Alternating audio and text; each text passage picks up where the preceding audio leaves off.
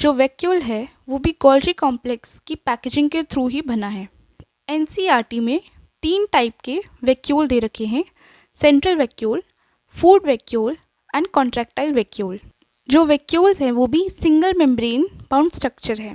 अब जो central vacuole है वो प्लांट्स में पाया जाता है, यानी जो एनिमल्स है उनमें सेंट्रल वैक्यूल एब्सेंट होता है। अब जो प्लांट्स के अंदर सेंट्रल वैक्यूल मिलता है वो सेल की 90% स्पेस को ऑक्यूपाई कर लेता है, यानी जो बाकी ऑर्गेनेलीज है वो बिल्कुल साइड में बिल्कुल कंस्ट्रिक्टेड दिखती हैं, क्योंकि जो मैक्सिमम स्पेस है वो वैक्यूल ने ही ऑक्यूपाई कर रखी है। सेंट्रल वैक्यूल की जो मेम्ब्रेन है उसे हम टोनोप्लास्ट कहते हैं। अब सेंट्रल वैक्यूल का फंक्शन क्या है? सेंट्रल वैक्यूल में जो भी वेस्ट प्रोडक्ट है या फिर वाटर है उसका स्टोरेज हो जाता है। इसके अलावा सेंट्रल वैक्यूल में आयंस रिजर्व होते हैं, यानी जो आयंस है उनका एक्टिव ट्रांसपोर्ट किया जाता है वैक्यूल के अंदर। इसके अलावा कुछ वाटर सॉल्युबल पिगमेंट्स होते हैं जो कि इसके अंदर स्टोर होते हैं। अब एक्टिव ट्रांसपोर्ट क्या है? तो जब हम against the concentration lower concentration से हायर कॉन्सेंट्रेशन में किसी भी सब्सटेंस का ट्रांसपोर्ट करते हैं, और एक्टिव ट्रांसपोर्ट में एटीपी यूज़ होती है, यानी एनर्जी का यूज़ होता है। तो जो आयंस है उन्हें एक्टिवली वैक्यूल के अंदर ट्रांसपोर्ट किया जाता है, यानी वैक्यूल के अंदर आयंस की क्वांटिटी पहले से ही ज़्यादा है, फिर भी हम आयंस को साइटोप्लाज्म से सेंट्रल वैक्यूल में शिफ्ट करते हैं। वैक्यूल एक स्टोर हाउस की तरह काम करता है जिसमें हम pigments, water, waste products, ions को स्टोर कर लेते हैं। हमने बात की कि जो आयंस है उनका एक्टिव ट्रांसपोर्ट होगा वैक्यूल के अंदर, तो जो टोनोप्लास्ट है वो इस एक्टिव ट्रांसपोर्ट को करवाता है।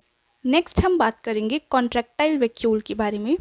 तो कॉन्ट्रैक्टाइल वैक्यूल हमें अमीबा के अंदर देखने को मिलता है। तो अमीबा एक प्रोटिस्ट है। कॉन्ट्रैक्टाइल वैक्यूल का जो मेन फंक्शन है वो है ऑस्मो रेगुलेशन और एक्सक्रीशन करवाना। ऑस्मो रेगुलेशन यानी वाटर और आयन का जो बैलेंस है उसे मेंटेन करना। तो अमीबा के पास एक वैक्यूल प्रेजेंट होगा जो कि वाटर और आयन के बैलेंस को मेंटेन करेगा। अब फूड वैक्यूल हमें किंगडम प्रोटिस्टा के ऑर्गेनिजम्स में देखने को मिलता है, जैसे कि अमीबा हो गया। अब जब अमीबा फूड पार्टिकल को कैप्चर करेगा तो उसे एक वैक्यूल में स्टोर करेगा जिसमें उसका ब्रेक डाउन यानी डाइजेशन, उस फूड का डाइजेशन होगा। तो उस वैक्यूल को हम फूड वैक्यूल कहते हैं। तो यहाँ पर हमारा एंडोमेम्ब्रेन सिस्टम खत्म होता है और अगली वीडियो में हम प्लाज्मा मेम्ब्रेन पढ़ेंगे। Vacuoles. The vacuole is membrane-bound space found in the cytoplasm.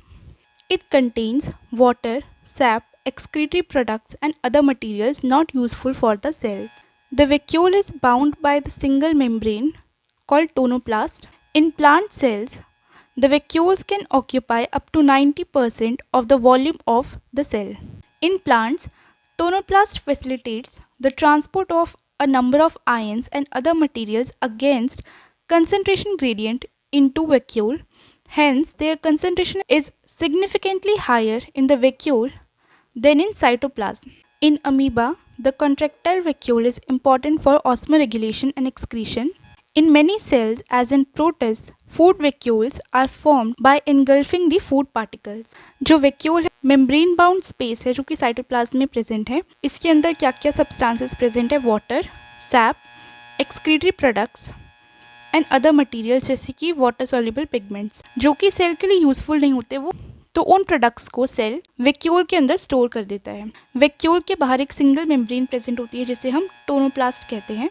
Plant cells में मिलने वाला वैक्यूल 90% तक जो वॉल्यूम है सेल की वो ऑक्यूपाई कर सकता है।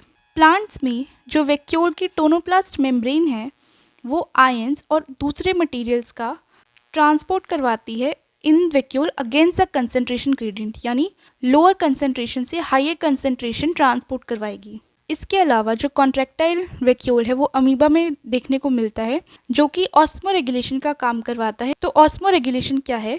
वाटर और आयंस का जो बैलेंस है उसे मेंटेन करने के प्रोसेस को हम ऑस्मो रेगुलेशन कहते हैं। इसके अलावा फूड वैक्यूल देखने को मिलता है। फूड पार्टिकल को जब ऑर्गेनिज्म इनगल्फ करता है तो एक वेसिकल क्रिएट होती है जिसके अंदर उस फूड पार्टिकल का डाइजेशन होता है, तो उस वेसिकल को हम फूड वैक्यूल कहते हैं। सो नेक्स्ट वीडियो में हम प्लाज्मा मेम्ब्रेन पढ़ेंगे। Thank you.